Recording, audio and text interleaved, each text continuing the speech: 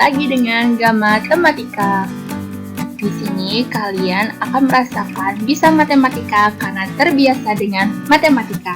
Nah, jangan lupa buat kalian untuk like, subscribe, dan nyalain loncengnya. Oke, sekarang kita akan mempelajari tentang induksi matematika. Nah, ini merupakan salah satu materi, bahkan materi pertama dari semester 1 kelas 11 matematika wajib. Nah, pasti kalian itu asing banget ya sama yang namanya induksi matematika. Nah, ini sih sebenarnya materi yang mudah asalkan kalian tuh tahu prinsip-prinsip dari induksi matematika. Nah, di sini sudah disampaikan bahwa prinsip dari induksi matematika adalah prinsip yang digunakan untuk membuktikan. Nah, pasti kan kalau udah kata denger membuktikan itu udah kayak worry banget, apakah susah, apakah mudah.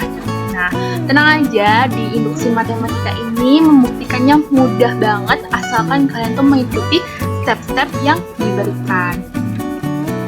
Nah, membuktikan apa sih? Yaitu membuktikan suatu konsep, prinsip, atau sifat yang berlaku secara umum atas konsep, prinsip, sifat yang berlaku khusus.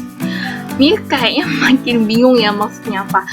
Oke, jadi ketika kalian tuh menggunakan induksi matematika, kalian itu akan membenarkan suatu pernyataan matematika yang berhubungan dengan bilangan asli. Nah, jadi ini harus digarisbawahi bahwa di induksi matematika itu berhubungan dengan bilangan asli. Nah, bilangan asli ini biasanya kita simbolkan dengan K. Jadi nanti kalau di induksi matematika ada huruf K, itu artinya itu bilangan asli. Nah, di sini kan untuk membuktikan kebenaran, tapi bukan untuk menemukan suatu formula. Nah, jadi kalian nggak usah sedih, nggak usah khawatir. Jadi di sini tugas kalian tuh cuma membuktikan, tapi nggak menemukan. Ini masih kelihatan bingung ya.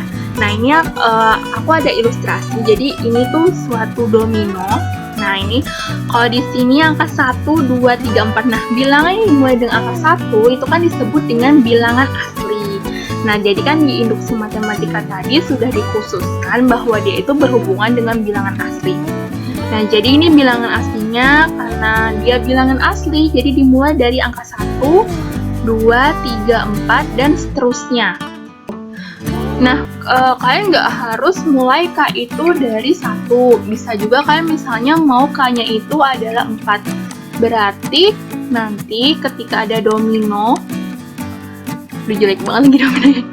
Dominonya itu 5, di sini adalah sebagai K plus 1. Gitu ya.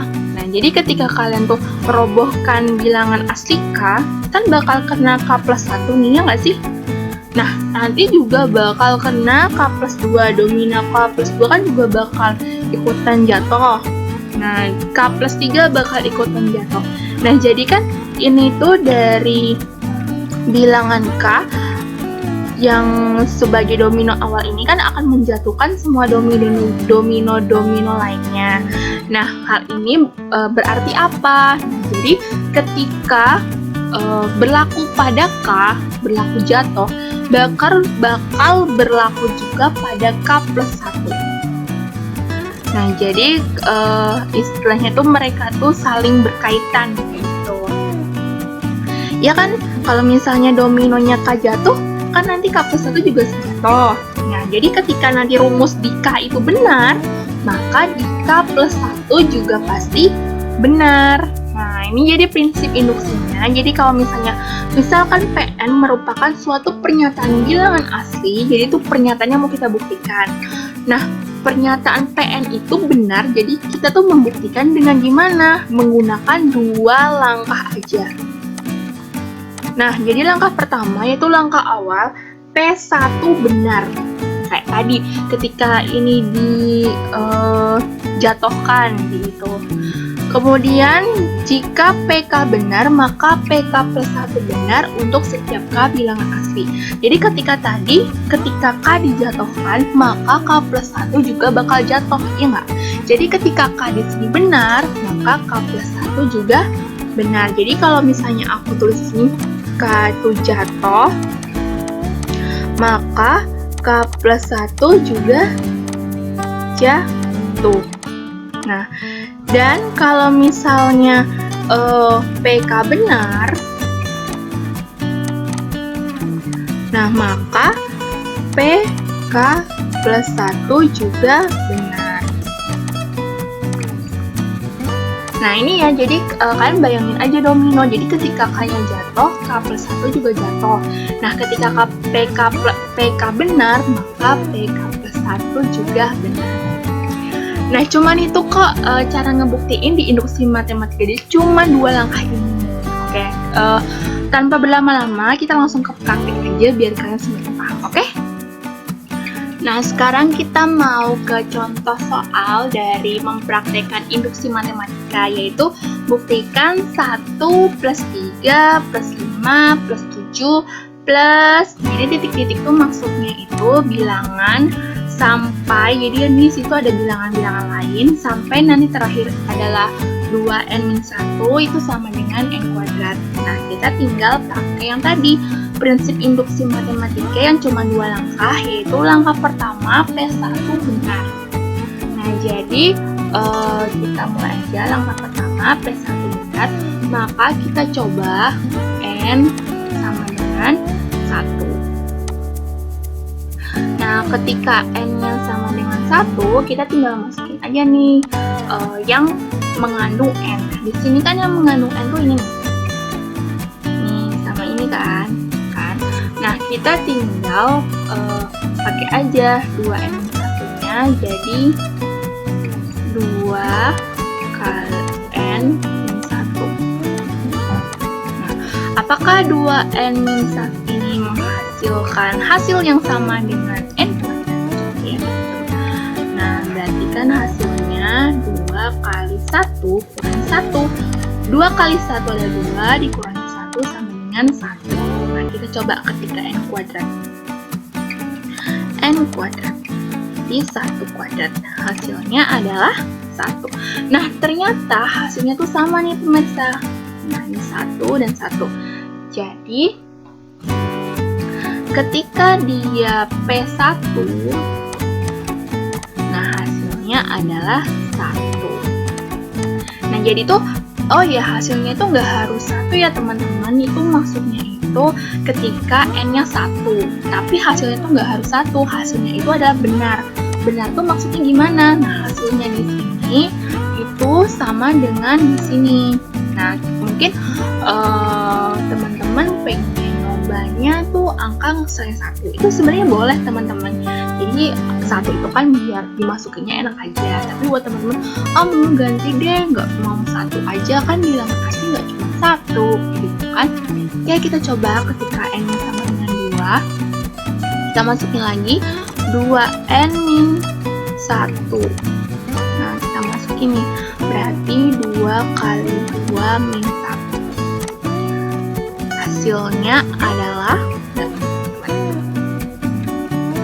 2 kali 2, 4 kurangi 1 adalah 3. Nah di sini hasilnya sama teman-teman, nih 3 kan? Nih. Nah kita sekarang ketika n-nya kuadrat, n kuadrat sama dengan 2 kuadrat, hasilnya 4. Nah kok beda sih, di sini angkanya 4, di sini 3. Nah ini nih yang biasanya menjadi kacau balau. Jadi tuh kadang-kadang tuh kita tuh nganggepnya 2 itu adalah suku kedua, tapi yang dimaksud adalah jumlah teman-teman. Kan di sini kan 1 plus bla bla bla bla sama dengan 3. Nah berarti tuh n kuadrat itu menyatakan jumlah banyaknya suku. Nah karena di sini banyaknya suku 2, berarti kita menjumlahkan suku pertama dan suku kedua. Suku pertama kan 1. Nah suku pertama itu 1 dan suku kedua adalah 3. Nah kalau dijumlah berapa teman-teman? 4, kan sama nih. Nah, n kuadrat itu kan menyatakan penjumlahannya.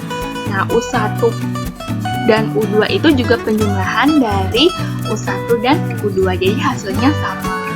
Jadi ketika dia P2 hasilnya juga sama. Nah, untuk hasil yang seperti ini kan bisa lanjutin juga, misalnya nggak percaya nih mau nyoba N10 itu boleh aja, tapi jangan lupa kalian harus menjumlahkan dari U1 sampai U10, nanti hasilnya sama nggak dengan 10 kuadrat. Nah, ternyata di sini hasilnya benar. Jangan lupa ya teman-teman ditulis benar. Sekarang kita langkah kedua. Jika PK benar, maka PK plus 1 benar. Nah, sekarang kita mau masukin itu N sama dengan K. Nah, kan soalnya di sini PK benar. Emang kan udah lihat di sini ada huruf K kayak gitu. Nah, kita tinggal ganti aja N-nya dengan K. Jadi, kalau misalnya kalian mau tulis di sini PK itu 1 plus 3 plus 5 plus 7 plus 2K min 1 sama dengan K. Nah, di sini kita udah dapat PK-nya, kan mau bilang jika PK benar, maka PK plus 1 benar.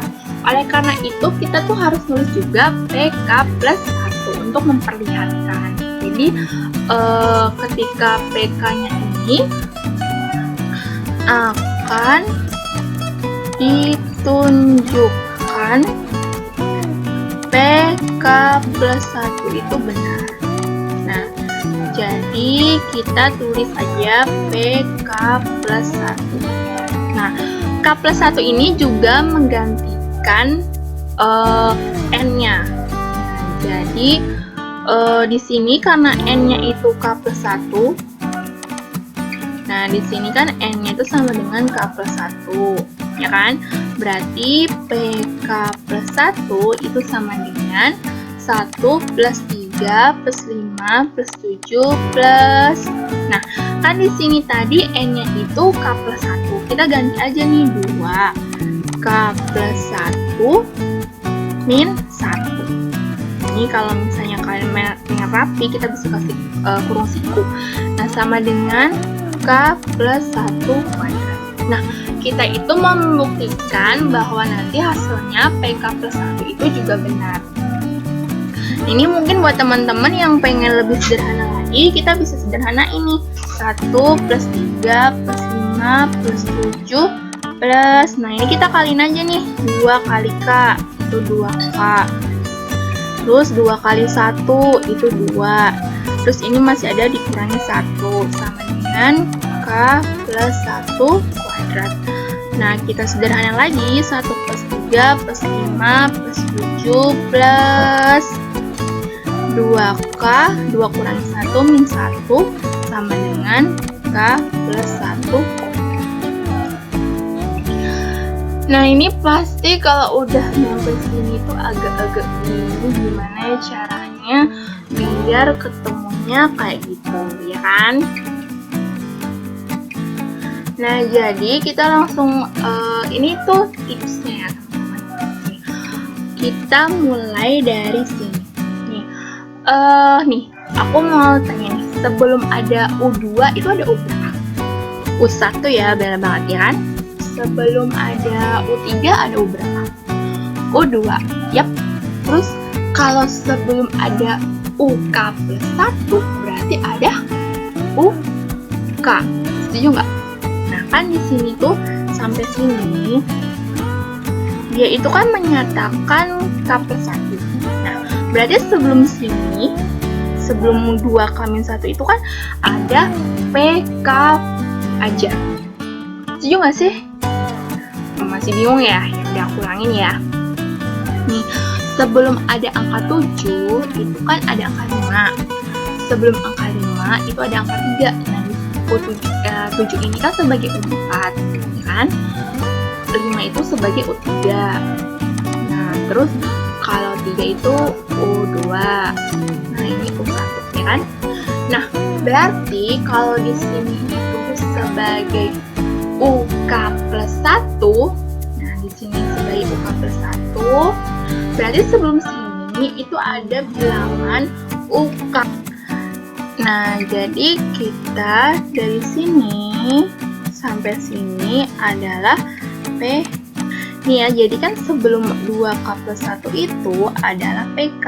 Kayak tadi, sebelum ada U4 itu adalah penjumlahan dari U1, U2, dan U3. Jadi sebelum ada 2K plus 1 ada penjumlahan dari U1 sampai UK. Nah, padahal PK itu siapa? PK itu adalah di sini K kuadrat. Jadi kita bisa ganti PK dengan K kuadrat. Nah, plus 2K plus 1. Nah, kita tulis sini K plus 1 kuadrat. Nah, ini kalau kita faktorin nih, yang ini hasilnya adalah K plus 1 kuadrat. Nah, ternyata hasilnya adalah sama. Nah, kalau udah hasil kiri sama kanan sama kayak gini, berarti dia itu terbukti benar. Mudah kan? Teman-teman, sekian pembahasan matematika hari ini. Jangan lupa untuk selalu tonton terus ya matematika. Dan aku ingetin ya, buat like, subscribe, dan nyalain loncengnya. Sekian hari ini. Wassalamualaikum warahmatullahi wabarakatuh. Dadah!